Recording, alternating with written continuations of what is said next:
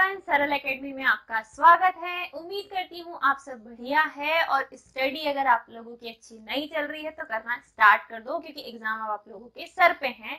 कल के लेक्चर में हमने कवर किया था पूरे के पूरे ट्रांसफार्मर को, कि ट्रांसफार्मर क्या है, इसका सिद्धांत, इसकी कार्यविधि, इसकी संरचना और इसमें होने वाली हानि। ठीक है, मैंने डिटेल में आपको ट्रांसफार्मर के प्रकार सहित ये क्वेश्चन करवाया है। नहीं देखा है तो जाइए देखिए, देखोगे उसके बाद ही आज का क्वेश्चन आपको समझ में आएगा। ठीक है, तो चलिए स्टार्ट करते हैं आज का टॉपिक। ये क्वेश्चन आपके बोर्ड एग्जाम के लिए बहुत ज्यादा इंपॉर्टेंट है, जो कि है ट्रांसफार्मर के परिणमन अनुपात का सूत्र। हेडिंग पीछे दिख रही होगी, या इसे ट्रांसफार्मर के सिद्धांत का सूत्र भी कहते हैं। और ये निकल के आता है बेटा NS/NP = ES/EP = IP/IS। यहाँ बदल गया, ये दोनों में SS ऊपर है, इधर IP/IS और बराबर में R, जो कि होता है एक नियतांक, जिसे ही परिणमन अनुपात कहा जाता है। और ये आपको ऊंचाई या अपचाई किसी एक ट्रांसफार्मर के लिए निकाल के देना है। तो बने रहिए, अगर कोई दिक्कत हो तो वीडियो को पॉज करके कुछ काम करने लग जाना, लेकिन एक भी स्टेप स्किप मत करना, ध्यान से समझना। अगर थोड़ा बहुत बीच में अगर आप इधर उधर हुए तो शायद आपको ये क्वेश्चन फिर समझ में ना आए। तो इत्मीनान से बैठ के अच्छे से ध्यान से समझिएगा। और अगर आपने हमारा इंस्टाग्राम जो चैनल है वो ज्वाइन नहीं किया है तो कीजिए। आईडी को अगर फॉलो नहीं किया है तो फॉलो कर लीजिए। वहां पे आपको बायो लिंक में आपके काम के सारे कंटेंट मिल जाएंगे। हम मॉडल पेपर अपलोड कर रहे हैं जो हम खुद निकाल रहे हैं, खुद ही डिजाइन कर रहे हैं। साथ ही साथ आपको नोट्स मिल जाएंगे, जो मैं चैप्टर आपको पढ़ा रही हूँ इन सबके नोट्स वहाँ अपलोडेड हैं। बहुत अच्छे से हमने हमारे ऑफलाइन वाले जो बच्चे हैं उनके नोट्स अपलोड किए हैं आप लोगों के लिए। साथ ही साथ आपको बुक्स चाहिए, क्विजेस वगैरह आप लोगों के लिए डाल रहे हैं, तो जाइए चेकआउट कीजिए एक बार और कमेंट करके जरूर बताइए कि आपने ज्वाइन कर लिया है, ठीक है, या फॉलो कर लिया है। और अगर यूट्यूब पे भी हमें फॉलो नहीं किया तो कर लो, उसके लिए कोई पैसे वैसे नहीं लगते। इतना क्यों मैडम तो कर रहे हो यार, परेशान। चलो निकालते हैं क्या, ट्रांसफार्मर का सिद्धांत या परिणमन अनुपात का सूत्र। और इसके लिए आपको ऊंचाई या अपचाई में से कोई एक ट्रांसफार्मर लेना है, और ये सूत्र दोनों के लिए लागू होगा, ऊंचाई के लिए भी और अपचाई के लिए भी। देखिए और ध्यान से समझिए। क्या, एक सेकंड है ना, पेन ले लूं मैं, मेरे पास हाथ में एक ही पेन था। हाँ, आपके सामने एक ट्रांसफार्मर प्रदर्शित है। हम आज पूरा का पूरा ट्रांसफार्मर नहीं बनाएंगे, कल बहुत मेहनत करके मैडम ने बनाया था ट्रांसफार्मर का डायग्राम। आप लोगों ने बिल्कुल सपोर्ट नहीं किया, लाइक नहीं किया, कमेंट करके नहीं बताया। तो आज मैं शॉर्टकट में चलूंगी। आज मैं पूरा ट्रांसफार्मर नहीं बनाने वाली, सिर्फ उसकी कुंडलियां बनाऊंगी। एक उसकी प्राइमरी कुंडली, दूसरी उसकी सेकेंडरी कुंडली, और उसमें फेरों की संख्या से ही आपको पता चल जाएगा कि ऊंचाई है या अपचाई है। चलो, अब हमने यहाँ पे एक ट्रांसफार्मर लिया, इसकी प्राथमिक कुंडली में फेरों की संख्या बेटा ज्यादा है, द्वितीय कुंडली में फेरों की संख्या कम है। ठीक है, अगर प्राथमिक कुंडली में फेरों की संख्या ज्यादा हो और द्वितीय कुंडली में फेरों की संख्या कम हो, तो ऐसे ट्रांसफार्मर को कहा जाता है, ये बीच में हमने बना दिया लोहे का क्रोड जिससे ये कुंडलियां लिपटी हुई हैं। तो शॉर्टकट वाला डायग्राम इसमें हम बनाते हैं परिणमन अनुपात के सूत्र में। और ये जो बीच की डंडी आपको दिखाई दे रही है, इसको नाम दे दोगे आप ट्रांसफार्मर टी। अब इसमें दो कुंडलियां हैं, इस तरफ वाली कुंडली को प्राथमिक कुंडली बोलते हैं, दूसरे तरफ वाली कुंडली को सेकेंडरी कुंडली बोलते हैं। और अगर प्राथमिक कुंडली में फेरों की संख्या ज्यादा हो और द्वितीय कुंडली में फेरों की संख्या कम हो, तो ये इस प्रकार जो ट्रांसफार्मर बनता है वो होता है बेटा अपचाई ट्रांसफार्मर। ठीक है, ट्रांसफार्मर जिसे कहा जाता है स्टेप डाउन ट्रांसफार्मर। अब आपके सामने ट्रांसफार्मर प्रदर्शित है। मान लीजिए इस ट्रांसफार्मर की प्राथमिक कुंडली में फेरों की संख्या है बेटा NP, द्वितीय कुंडली में फेरों की संख्या है NS। फेरों की संख्या को N से दर्शाते हैं। कितने फेरे हैं, 5, 10, 15, 20 हमें नहीं पता, हम मानेंगे N। प्राइमरी के लिए NP और सेकेंडरी यानी कि द्वितीय के लिए NS। ठीक है, प्राइमरी कुंडली में मान लीजिए हम धारा प्रवाहित कर रहे हैं इनपुट देते हैं ना, ठीक है, इनपुट दिया, प्राइमरी धारा है, मतलब प्राइमरी कुंडली में आप इनपुट दे रहे हो जो कि है आईपी, तो द्वितीयक कुंडली में धारा प्रेरित होगी जो कि होगी क्या, आईएस, द्वितीयक के लिए आईएस, दो चीजें, ठीक है। इसमें फेरों की संख्या एनपी है, प्रवाहित धारा आईपी है, इधर फेरों की संख्या एनएस है, प्रवाहित धारा आईएस है। अब मान लीजिए पहली वाली कुंडली में जैसे ही आपने धारा प्रवाहित की है तो इसके लिए विद्युत वाहक बल है बेटा ईपी, और दूसरे वाले के लिए विद्युत वाहक बल है ईएस, ठीक है। इसके लिए विद्युत वाहक बल ईपी है और उसके लिए विद्युत वाहक बल ईएस है। तो थ्योरी आपको क्या लिखनी है पहले वो ध्यान से सुनिएगा कि चित्रानुसार अपचाई ट्रांसफार्मर प्रदर्शित है, इसकी दो कुंडलियां हैं, एक प्राथमिक और दूसरी द्वितीयक कुंडली। प्राथमिक कुंडली में फेरों की संख्या एनपी और द्वितीयक कुंडली में फेरों की संख्या एनएस है। प्राथमिक कुंडली में धारा प्रवाहित कर रहे हैं आईपी, तो द्वितीयक कुंडली में प्रेरित धारा होगी आईएस। क्यों? क्योंकि ये जो है ट्रांसफार्मर ये अन्योन्य प्रेरण के सिद्धांत पर आधारित है, एक को धारा दोगे दूसरे में ऑटोमेटिकली धारा पहुंच जाएगी अन्योन्य प्रेरण के कारण, और ये चैप्टर मैंने आपको बहुत अच्छे से समझाया है, ठीक है। अब प्राथमिक कुंडली के लिए मान लीजिए विद्युत वाहक बल है ईपी और द्वितीयक के लिए ईएस है, तब विद्युत वाहक बल का फॉर्मूला निकालेंगे हम। तब जैसे ही हमने धारा प्रवाहित किए प्राथमिक कुंडली में प्रेरित विद्युत वाहक बल, और ये जो है विद्युत वाहक बल जिसे हम लिखते हैं ईएमएफ, ये आप निकालेंगे बेटा फैराडे के द्वितीय नियम से। किससे निकालेंगे? फैराडे के द्वितीय नियम से। अब मुझे बताओ विद्युत वाहक बल का सूत्र क्या होता है? विद्युत वाहक बल यानी कि E बराबर होता है फ्लक्स में परिवर्तन की दर यानी कि d∅/dt। विद्युत वाहक बल फ्लक्स में परिवर्तन की दर के समानुपाती होता है, ये आपने फैराडे के द्वितीय नियम में पढ़ा है। E बराबर होता है d∅/dt। लेकिन अगर हम प्राथमिक कुंडली की बात करें, धारा आप किसमें प्रवाहित कर रहे हो, इनपुट किसको दे रहे हो, प्राथमिक को, तो प्राथमिक के लिए क्या निकालेंगे? विद्युत वाहक बल, जो कि होगा बेटा ईपी, सेम फॉर्मूला d∅/dt। अगर हम देखें तो प्राथमिक कुंडली में एक फेरा नहीं है, ढेर सारे फेरे हैं, ढेर सारे फेरे के लिए अलग अलग हम विद्युत वाहक बल निकालेंगे और उसके लिए हम फेरों की संख्या का क्या कर देंगे? गुणा। तो इसी डेरिवेशन में ईपी जैसे का तैसा, फेरों की संख्या कितनी है? एनपी, तो एनपी का गुणा कर दो और d∅/dt जैसे का तैसा रहने दो और इसको नाम दे दो बेटा इक्वेशन नंबर 1, ठीक है। इसी प्रकार किसके लिए निकालोगे? इसी प्रकार निकालोगे द्वितीयक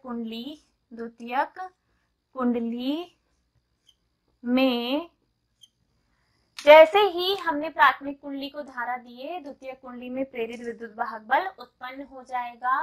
तो द्वितीयक कुंडली में प्रेरित विद्युत वाहक बल हम निकालेंगे, द्वितीयक कुंडली में प्रेरित विद्युत वाहक बल, ठीक है। प्राथमिक कुंडली में धारा आईपी प्रवाहित करने पर द्वितीयक कुंडली में प्रेरित धारा बहेगी आईएस, तो द्वितीयक कुंडली में प्रेरित विद्युत वाहक बल क्या हो जाएगा? सेम फॉर्मूला द्वितीयक के लिए लिखेंगे बेटा ईएस बराबर होता है क्या? एनएस, एनपी की जगह क्या आ जाएगा द्वितीयक के लिए? एनएस, फॉर्मूला वही d∅/dt। कोई दिक्कत यहाँ तक, परेशानी नहीं?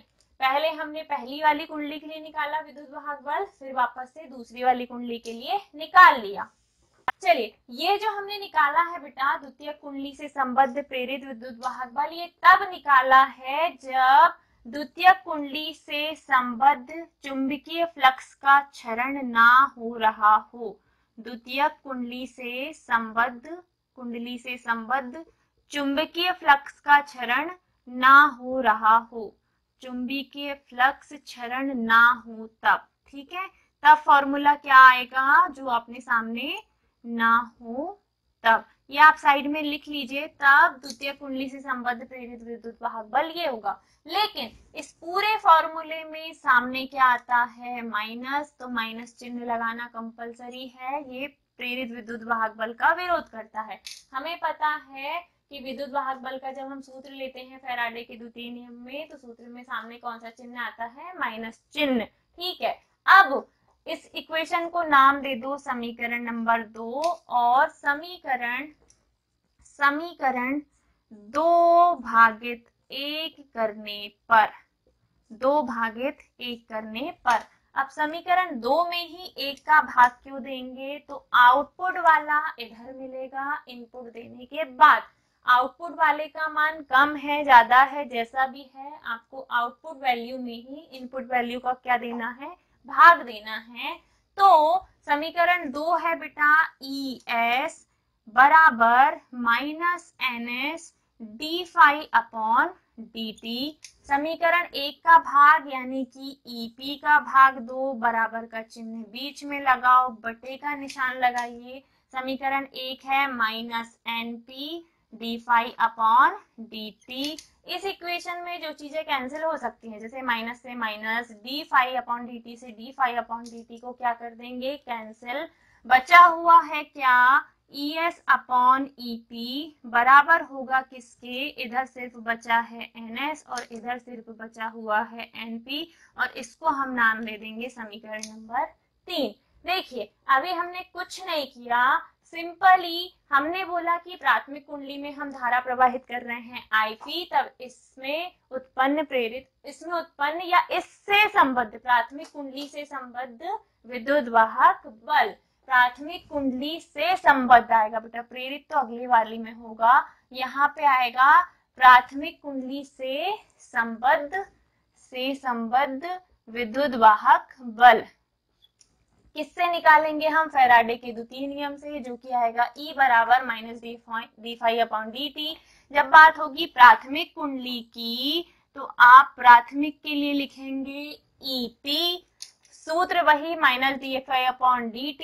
लेकिन जब हम प्राथमिक कुंडली की बात करेंगे, तो इस कुंडली में फेरों की संख्या जितनी भी होगी उसका हम यहाँ क्या कर देंगे, गुणा। तो EP बराबर इसी सूत्र में फेरों की संख्या का गुणा हो जाएगा, minus d phi upon dt जैसे का तैसा। इसको हम नाम दे देंगे समीकरण नंबर 1।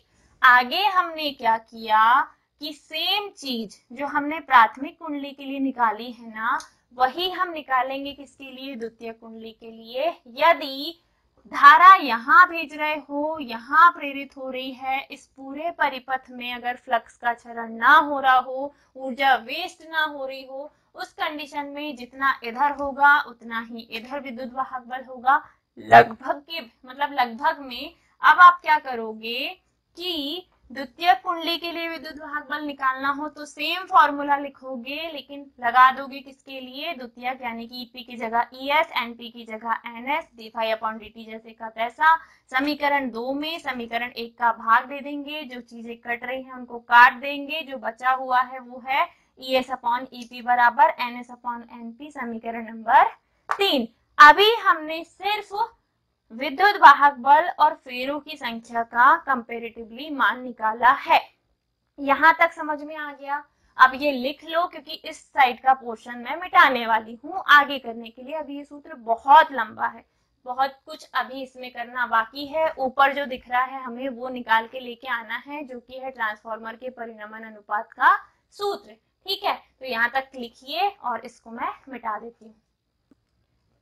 चलिए बेटा आगे देखिए, ये जो कुंडलियां हैं इनका प्रतिरोध, अगर इनका प्रेरकत्व शुद्ध हो, मतलब इनमें कुछ भी फ्लक्स का क्षरण ना हो रहा हो, इनमें प्रतिरोध ना काम कर रहा हो, तो शुद्ध प्रेरकत्व युक्त जो क्या है, कुंडली है, शुद्ध प्रेरकत्व युक्त कुंडली के लिए होता क्या है, जितना विद्युत वाहक बल होता है बेटा उतना ही होता है विभवांतर। इधर विभवांतर निकालेंगे VP और इधर विभवांतर निकालेंगे VS।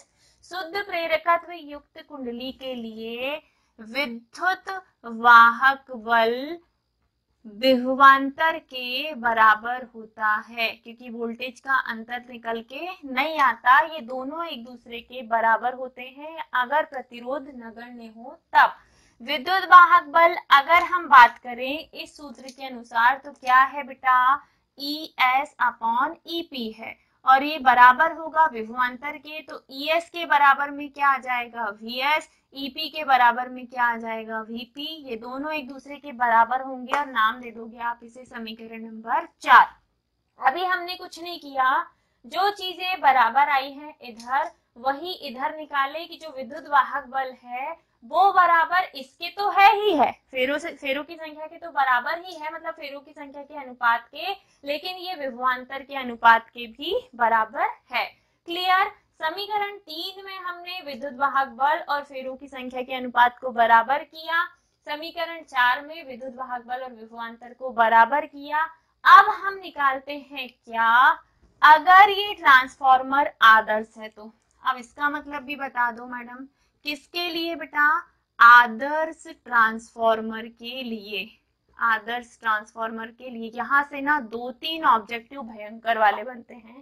पहला, जो ट्रांसफॉर्मर आदर्श होते हैं उनकी दक्षता 100% होनी चाहिए, जो कि संभव नहीं है।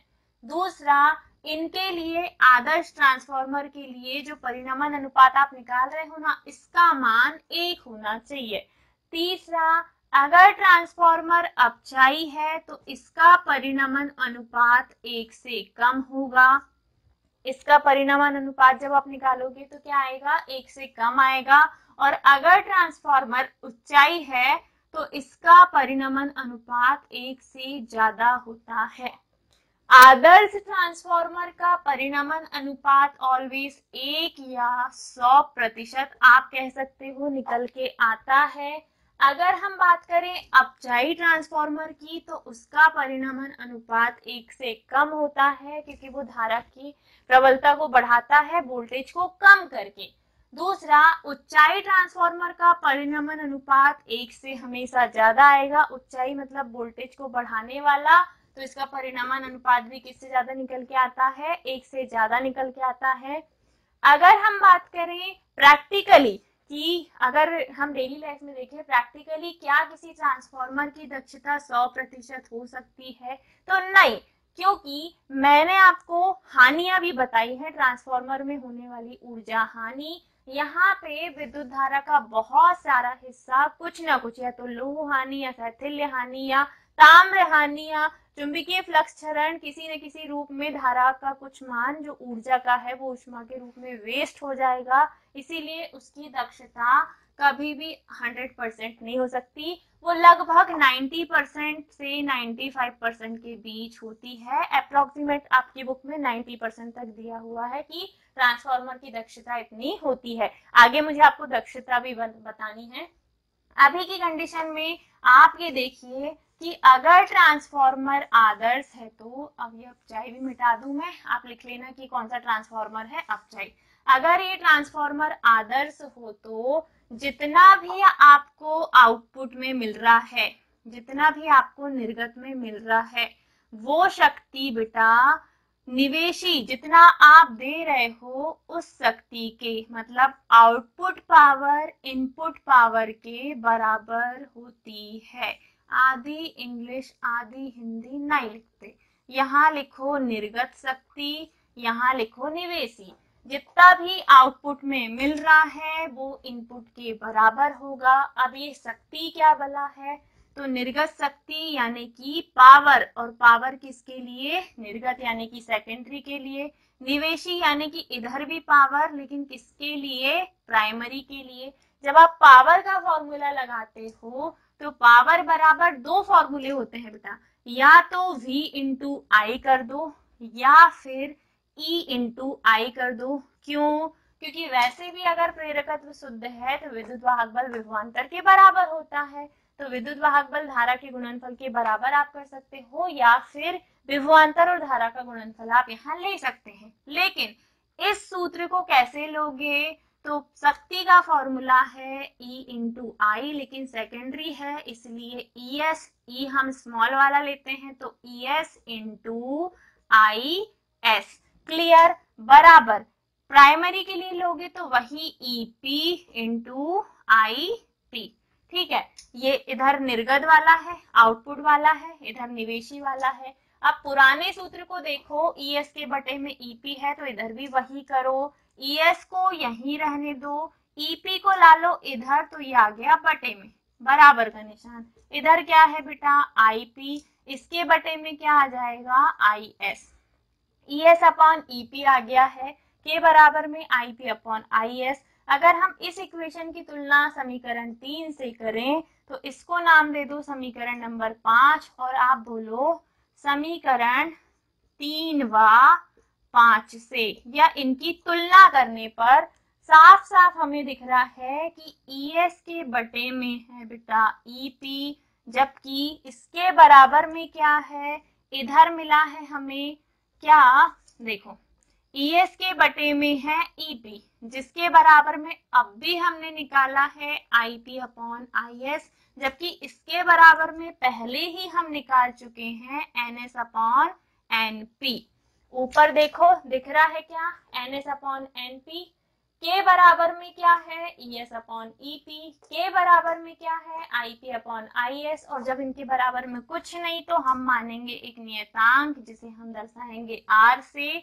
यही है एक आदर्श ट्रांसफार्मर के परिणमन अनुपात का सूत्र निकल के आ चुका है। अब इसमें कुछ नहीं करना, NS अपॉन NP बराबर ES अपॉन EP बराबर IP upon IS is equal to R। ये जो सूत्र है यही एक आदर्श ट्रांसफार्मर के परिणमन अनुपात का सूत्र है।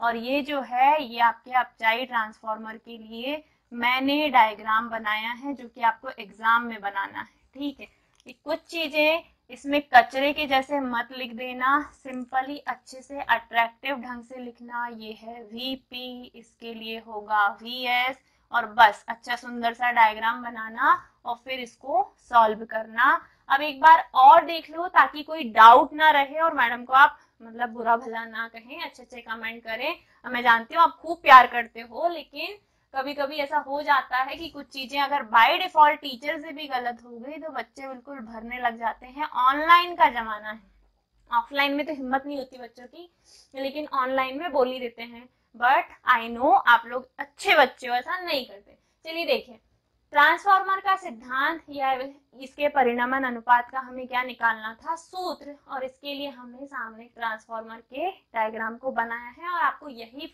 ऐसा ही डायग्राम इसके लिए बनाना है। प्रॉपर आप ट्रांसफार्मर का डायग्राम बनाना चालू मत कर देना, टाइम बहुत खाता है और वैसा डायग्राम इसमें नहीं बनाते। इसके लिए यही जरूरी है कि हम प्राथमिक कुंडली ले रहे हैं, द्वितीयक कुंडली ले रहे हैं। अगर प्राइमरी में फेरों की संख्या ज्यादा, द्वितीयक में कम है तो अपचाई उल्टा बना दोगे, तो उच्चाई दोनों में से कोई भी ले लो, लेकिन जो लोगे वहां वही मेंशन करिएगा। अब हमने बोला हमने प्राथमिक कुंडली को धारा दी है तो इसके साथ विद्युत वाहक बल भी है, और विद्युत वाहक बल का हम फॉर्मूला निकालेंगे फैराडे के द्वितीय नियम से। फैराडे का द्वितीय नियम बोलता है कि विद्युत वाहक बल फ्लक्स में परिवर्तन की दर के बराबर होता है। अब यहाँ फ्लक्स में परिवर्तन क्यों होगा, बेटा लोहे का क्रोड है, तांबे के तारों को लपेटे हो, वहां पे चुंबकीय फ्लक्स उत्पन्न होगा और चुंबकीय फ्लक्स बार बार बदलेगा क्योंकि धारा आप कौन सी प्रवाहित कर रहे हैं, प्रत्यावर्ती, अल्टरनेट करंट। तो फ्लक्स में क्या होगा, परिवर्तन, और वो फ्लक्स में परिवर्तन की दर ही विद्युत वाहक बल के बराबर होती है। माइनस चिन्ह फ्लक्स में परिवर्तन का विरोध करेगा कि जिस कारण ये उत्पन्न हुआ है उसका ये क्या करता है, विरोध, इसलिए इसमें क्या आता है, माइनस का निशान। अब हमने माना कि भैया ये सूत्र को आधार मानो, प्राथमिक के लिए प्राथमिक वाले मान रखो, द्वितीयक के लिए द्वितीयक वाले मान रखो, लेकिन फेरों की संख्या का गुणा कर दो क्योंकि यहाँ एक फेरे नहीं है, ढेर सारे फेरे हैं, जितने फेरे होंगे उतनी ही बार परिवर्तन होगा। अब आपने समीकरण 2 में एक का भाग दिया, जो चीज कट रही थी उसको काट दिया, जो बचा हुआ है वो है ES upon EP is equal to NS upon NP, समीकरण नंबर 3।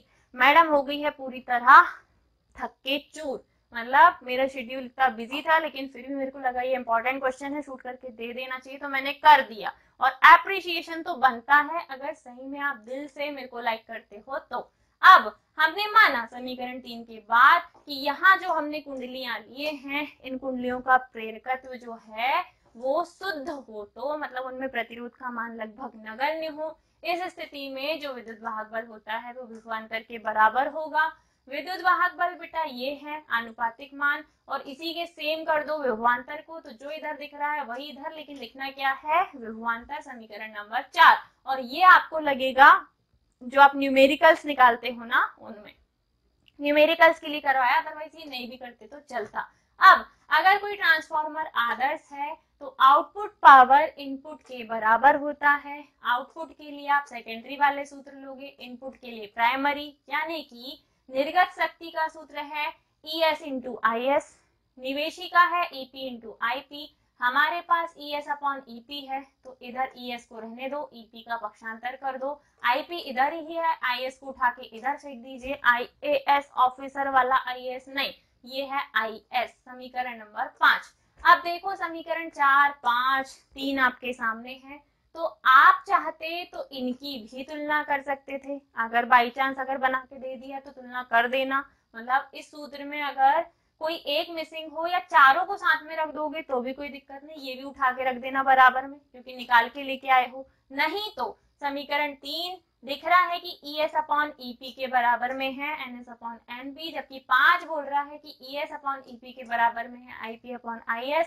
सब एक दूसरे के बराबर हैं, जो कि बराबर है किसके, एक नियतांक के, और यही नियतांक है परिनमन अनुपात, जिसे कहा जाता है परिनमन अनुपात का सूत्र। निकल गया, बहुत ज्यादा तेज स्पीडली बोल दिया मैंने।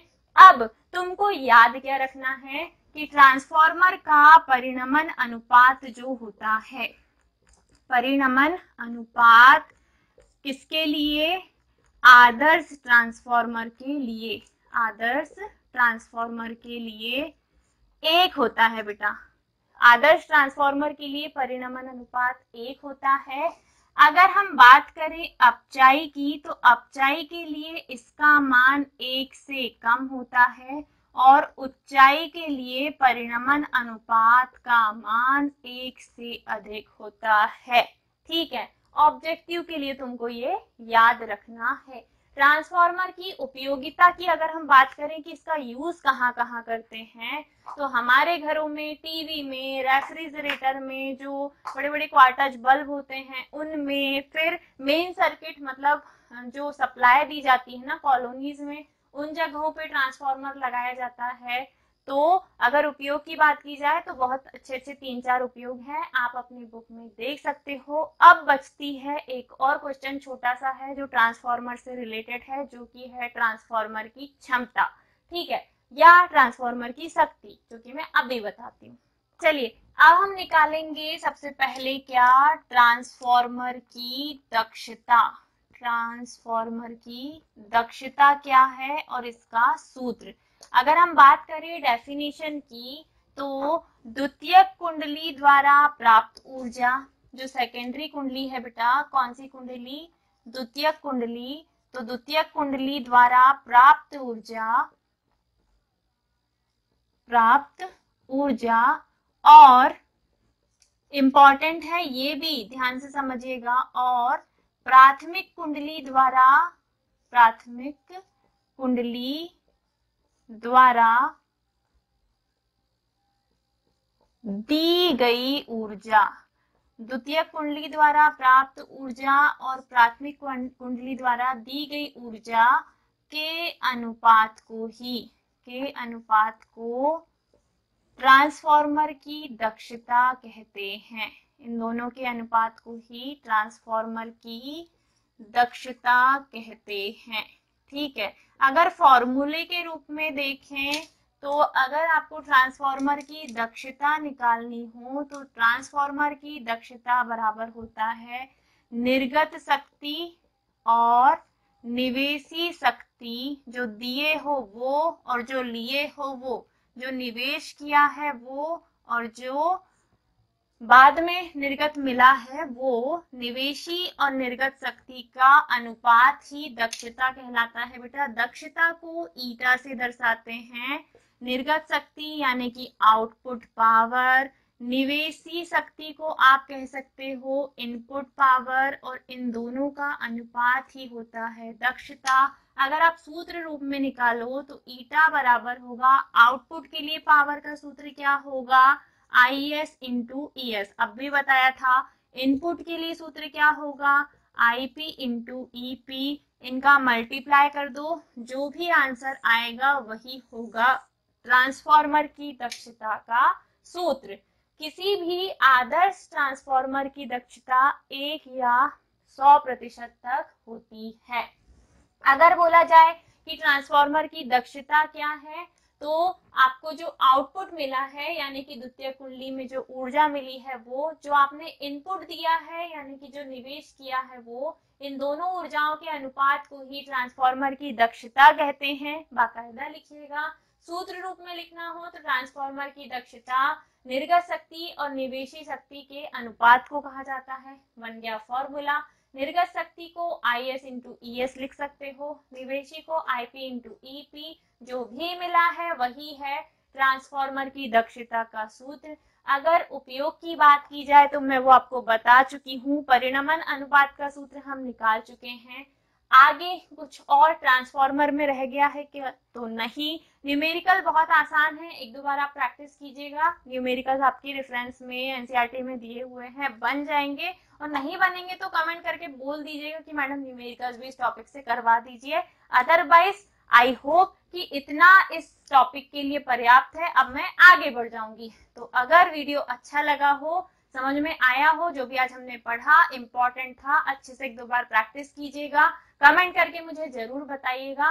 वीडियो को लाइक नहीं किया है तो लाइक भी करके जाना, बहुत मेहनत लगती है शूट करके अपलोड करने में, एडिट करने में, वीडियो आप लोगों के लिए बनाने में, और हमारे पास टीम बिल्कुल नहीं है। आप लोगों की सपोर्ट से ही हमारा उद्धार हो सकता है, अदरवाइज चल रही है जिंदगी, कट रही है। ठीक है, कोई नहीं, चलिए खुश रहिए, मस्त रहिए, तंदुरुस्त रहिए, अच्छे से पढ़ाई करते रहिए और कमेंट करके हमें बताते रहिए कि हाँ ठीक है मैडम समझ में आ गया। मिलते हैं अगले लेक्चर में। Bye bye, take care, Radhe Radhe, ख्याल रखिए अपना।